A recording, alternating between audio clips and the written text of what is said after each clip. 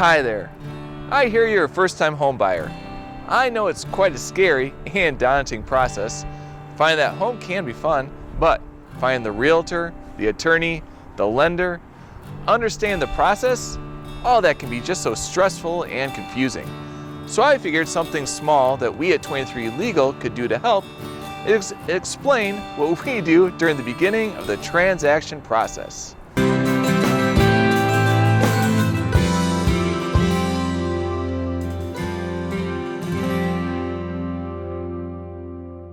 Come on in and have a seat. I'm Ben Weaver, Illinois attorney and founder of 23 Legal. I provide personal, practical, and professional legal service by guiding clients through the process of buying and selling a home throughout Chicago and its suburbs.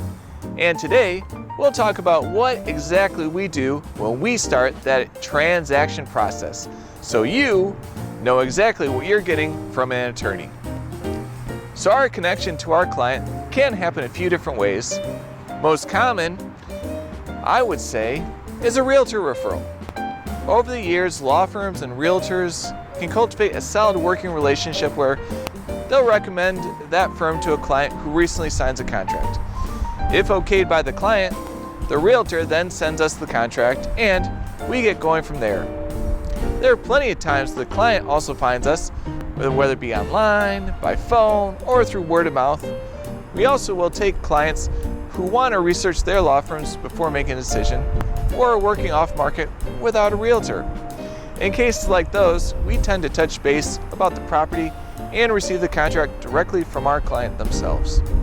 Once we receive the contract, it's time to review it.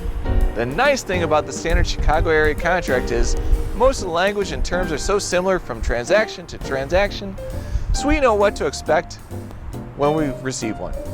But there are definite spots we pay special attention to.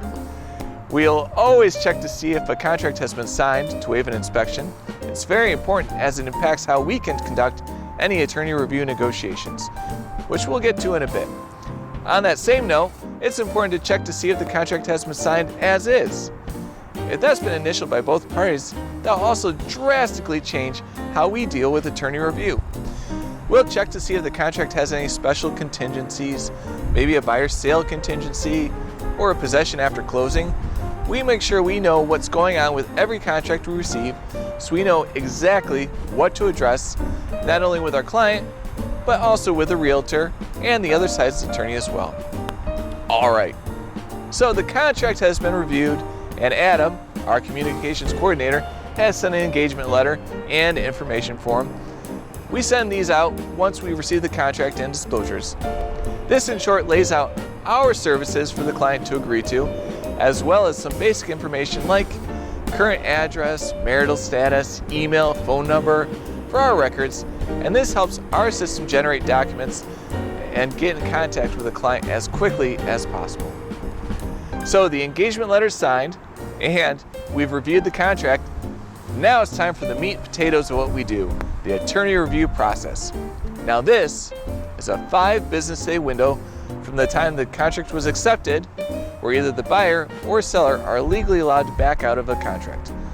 Honestly, we could do an entire video on just the attorney review process, as so much goes into it. Now, unless the inspection is completed before we receive the contract, the likelihood is that our first few days of attorney review are mainly making sure the contract is legal and fair. Once the inspection happens and the report is available to both sides, the attorney review period transitions to a bit of a negotiation. If the inspection report comes back that the house has so many issues that the buyer simply doesn't want to deal with it, their attorney will draft a formal cancellation letter terminating the contract. This happens, and while it's definitely a bummer, it's part of the regular real estate process.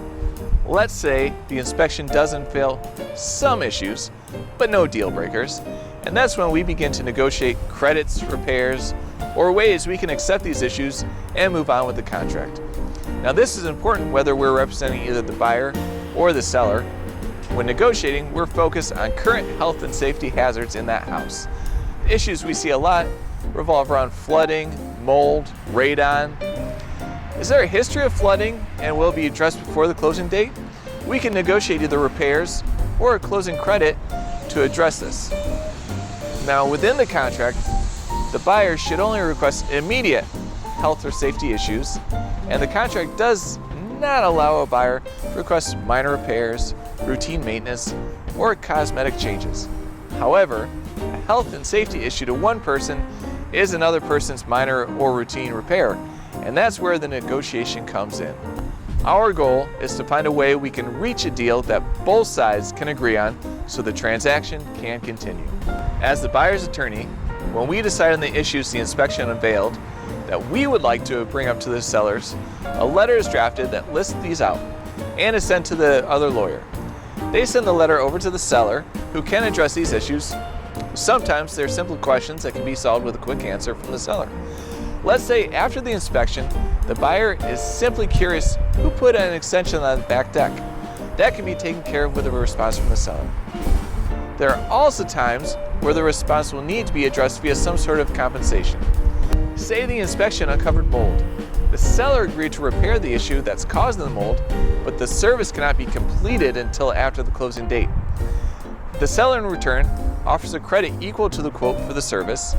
If the buyer accepts, then the issue has been resolved and the transaction continues from there. Let's turn that around and say the buyer does not feel comfortable moving into the house until the service can be completed. They reject the offer of the credit and choose to terminate the deal. Now, a few minutes earlier, we mentioned as-is transactions and contracts where the inspection has been waived. If we have an as-is transaction, you're eligible to do an informative inspection, but issues cannot be negotiated around. It makes the decision to continue with the house either a yes or a no question. We have a video on as-is transactions here, so click on it if you'd like to learn more. On the other hand, we have the waived inspection. This is something that also renders most of the attorney review process obsolete. But click on this video. See me discuss the pros and cons of waiving the inspection. Once we're either out of attorney review or have signed that mutual cancellation, that ends what I would consider the beginning of the transaction process from a legal standpoint. We'll make a follow-up video as to what to do on the next stages of the transaction, so stay tuned. If you found something helpful in this video, drop a like. It helps us out a lot. Comment below if you learned something new from this video, and be sure to subscribe to 23 Legal for more real estate law content. I'm Ben Weaver, open taking new contracts and clients, and I'll see you in the next video.